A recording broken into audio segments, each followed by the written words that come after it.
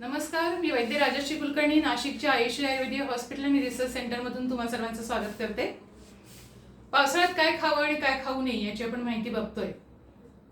मागच्या व्हिडिओमध्ये मी आषाढी एकादशीचा आणि चातुर्मासाचा उल्लेख केला होता। आज आषाढी एकादशी आहे, त्या निमित्ताने तुम्हा सर्वांना शुभेच्छा। आणि ह्या निमित्ताने आहारामध्ये आपण पुढचे 4 पावसाळ्याचे महिने काय बदल करायला पाहिजे याबद्दल आपण थोडीशी माहिती जाणून घेणार आहोत। चातुर्मास म्हटलं की वेगवेगळे सणवार जसे येतात तशी वेगवेगळी व्रतवैकल्य सुद्धा येतात। बरेच जण ह्या दिवसांमध्ये भाजलेलं अन्न खायचं असं व्रत करतात, काही जण दिवसातून एकदाच जेवायचं असं व्रत करतात।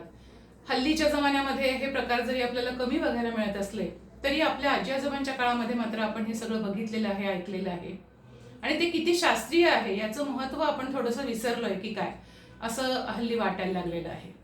कारण पावसाळ्यामध्ये जेव्हा पाऊस पडायला लागतो त्यावेळेला नवीन पाणी सगळ्या धरणांमध्ये जमा होतं आणि तेच पाणी आपण प्यायला वापरतो।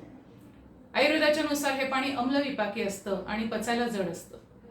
त्यामुळे हे पाणी आपण पितो तर आपल्या पचनशक्तीवर थोडासा परिणाम होतो आणि नेहमीसारखं जड अन्न जर आपण खाल्लं तर कधी कधी ते आपल्याला पचत नाही, मग पोट जड होणं किंवा गॅसेस होणं, अम्लपित्त होणं अशा प्रकारच्या तक्रारी आपल्याला जाणवू शकतात।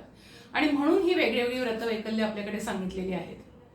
धान्य भाजून घेतल्याने काय होतं की त्या धान्यांमधला जो जलीय अंश किंवा पाण्याचा अंश आहे तो कमी होतो आणि हे भाजलेलं धान्य पचायला हलकं होतं।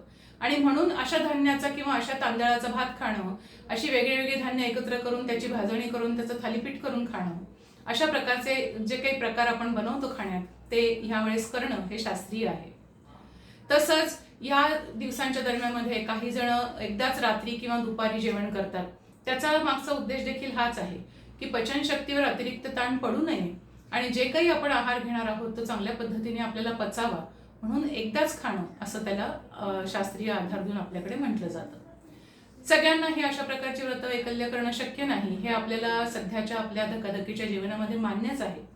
पण मग निदान आपण एवढं तरी करू शकतो की किमान वर्षभराचं धान्य जर साठवून ठेवलं शक्य असेल ज्यांना त्यांनी, तर ते त्यातला जलीय अंश हळूहळू कमी होत जातो आणि ते पचायला हलकं होतं। तर तशा स्वरूपाचं धान्य आपण वापरू शकतो किंवा भाजलेलं धान्य आपण वापरू शकतो।